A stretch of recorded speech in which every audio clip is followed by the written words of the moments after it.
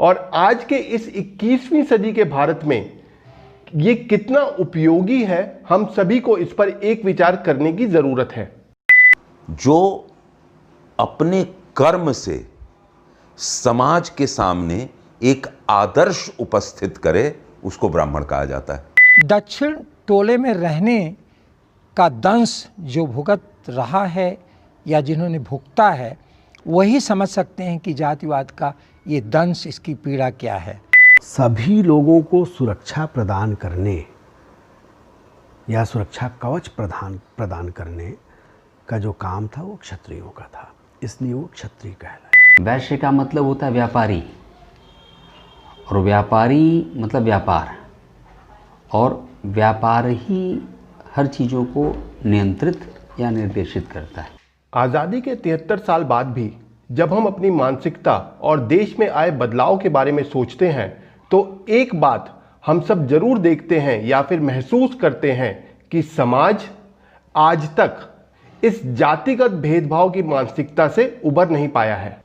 इसी विषय पर एक विचार को मूर्त रूप देने के लिए मैंने यह प्रयास किया है। ब्राह्मण का मतलब होता है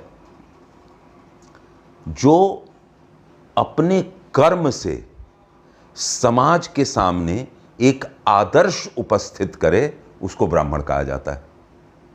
अब कर्म से आदर्श कैसे उपस्थित होता है?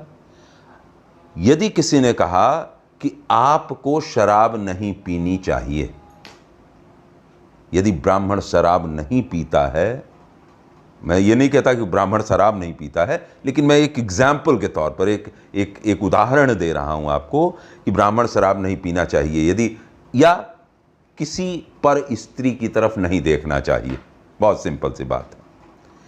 इस चीज को एस्टैब्लिश करने के लिए कोई भी व्यक्ति, मेरा अपना मानना यह है, राम ने जो आदर्श उपस्थित किया उनको हम ब्राह्मण कह सकते हैं।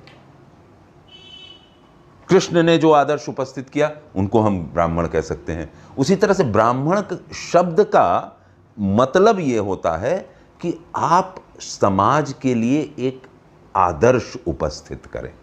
थियोरेटिकली ब्राह्मण ज़्यादा महत्वपूर्ण था समाज में, क्योंकि वो धर्म का आधार लेके घूमता था, वो धर्म का एक प्रकार से कह लीजिए रक्षक था। लेकिन प्रैक्टिकली जो है क्षत्रिय ब्राह्मण से ज़्यादा महत्वपूर्ण था। ये एक इतनी बुरी सामाजिक बुराई, मनुष्य की कोई जाति हो ही नहीं सकती।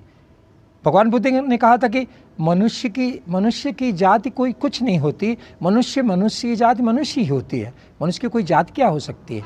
लेकिन हम लोग तमाम जातियों में बटे हुए हैं और उसी के अनुसार हम व्यवहार करते हैं, और निश्चित रूप से हम लोगों की अवमानना करते हैं। तो इस अवमानना में बहुत हानि होती है लोगों की।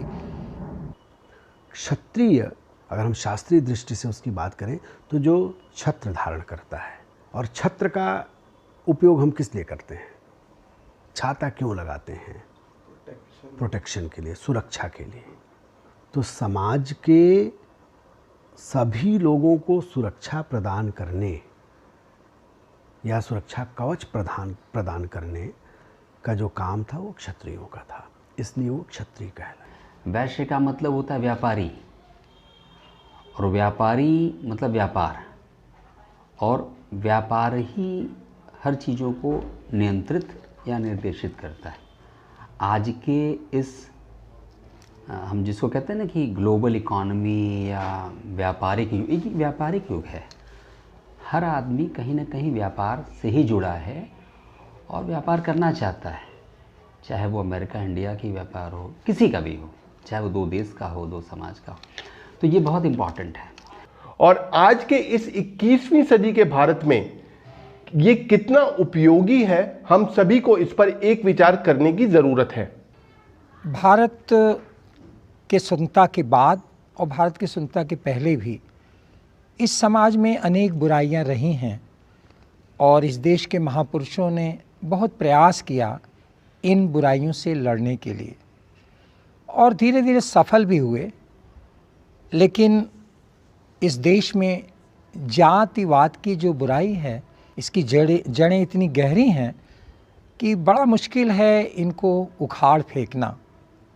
प्रयास तो बहुत कुछ किया गया और राजनीतिक तौर से भी लोगों ने इसके लिए प्रयास किया, सामाजिक कार्यकर्ताओं ने इसके लिए प्रयास किया, लेकिन आज भी ये विषमता रूपी दानव मनुष्य को शर्मसार कर रहा है, मनुष्य को बहुत अहित पहुंचा रहा है। जब तक इस समाज में लालू, मुलायम, मायावती, स्टालिन ऐसे नेता रहेंगे, इस समाज से जाति व्यवस्था खत्म होगी, क्योंकि जाति व्यवस्था ही इनके राजनैतिक जीवन का लाइफ ब्लड है।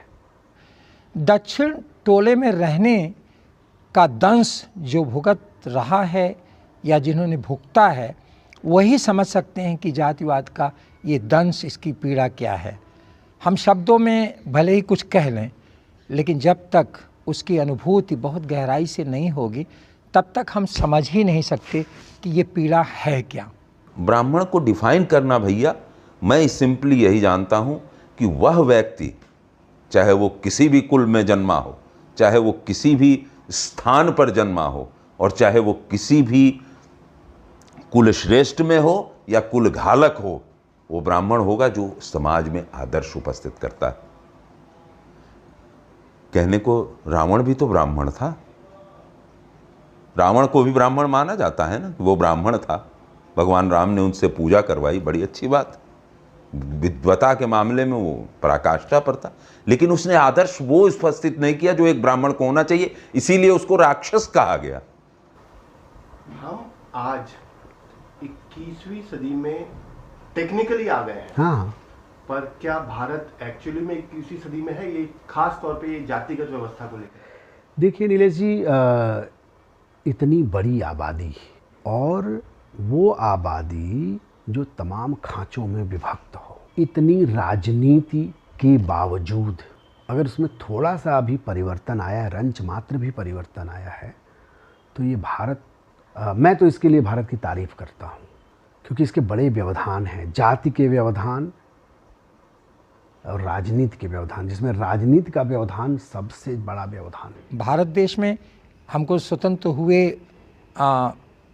कितने दिन व्यतीत हो गए, 70, 73, 74 साल हो गए, लेकिन आज तक हमारे लोगों की, हमारे नेताओं की, हमारी सरकार की ये कभी इच्छा नहीं हुई कि इस देश में हम अगर अनिवार्य शिक्षा करते हैं और सारे लोगों को हम स्नातक तक शिक्षा दें। इजराइल में तो सैनिक शिक्षा अनिवार्य है, उनको सैनिक शिक्षा लेनी है। उसी तरह इस देश के हर नागरिक को वो सुविधाएं दें, वो स्कूल दें, कॉलेज दें, वो शिक्षण संस्थाएं दें, जिससे लोग स्नातक करके फिर आवे मैदान में। तो अगर हमको आमूल चूल परिवर्तन करना है, विकास करना है, देश को बदलना है, तो ये बहुत ज़रूरी है कि हम कंपल्सरी एजुकेशन करें, हम अनिवार्य शिक्षा कर दें लोगों के बीच में। सारी चीज़ें सरकार झुंझुना पकड़ा देती है, कभी खाद्य सामग्री दे देती है, कभी मिड डे मील दे देती है, कभी किसानों के खाते में पैसा दे देती है। ऐसा कोई सोचने वाला नहीं है कि क्यों ना आज से शुरू करें, और 20 साल में, 15 साल में, 16 साल में जो युवा तैयार होगा वो हमारे यहाँ अनिवार्य शिक्षा के साथ स्नातक होगा। देखिए, अब मैं बोलूं कि आप पढ़ लिख लो उसके बाद आपको समाधान मिल जाएगा, तो ये भी गलत है, क्योंकि पढ़े लिखे लोग तो वोट ही नहीं करते। मेन चीज़ तो ये है। तो इसके लिए आपको समझदार होना चाहिए, और समझदारी ज़रूरी नहीं कि वो डिग्री से आए। समझदार आप तब बनते जब आप अपने अगल बगल देखते हैं कि मैं जिसको वोट दिया था उसने काम किया है कि नहीं किया है। आप आंख बंद करके बैठे रहेंगे और सोचते रहेंगे कि वो करेगा, तो होगा नहीं, आपको एक्शन लेना पड़ता है। मैं खुद समझता हूँ कि जितना इसका औद्योगिकरण होगा गांव से बाहर निकल के, सरकारी सेवाओं में नहीं, औद्योगिकरण, व्यवसाय, व्यापार, भारत उतना ही प्रगतिशील होगा। सरकारी संसाधन और ग्रामीण व्यवस्था, ये दोनों इसको आधुनिक होने से रोकते हैं। विकास के दौर में सबको समान रूप से मौका मिलना चाहिए, जिससे समान रूप से लोग दौड़ें, तो कहीं किसी आरक्षण की ज़रूरत नहीं पड़ेगी। लेकिन न वो सुविधाएं हैं, न तो वो मौका है, और ये सामाजिक बुराई इस तरह से लोगों के ऊपर हावी है इतना प्रबल है कि लोग उस दौड़ में जा ही नहीं पा रहे हैं।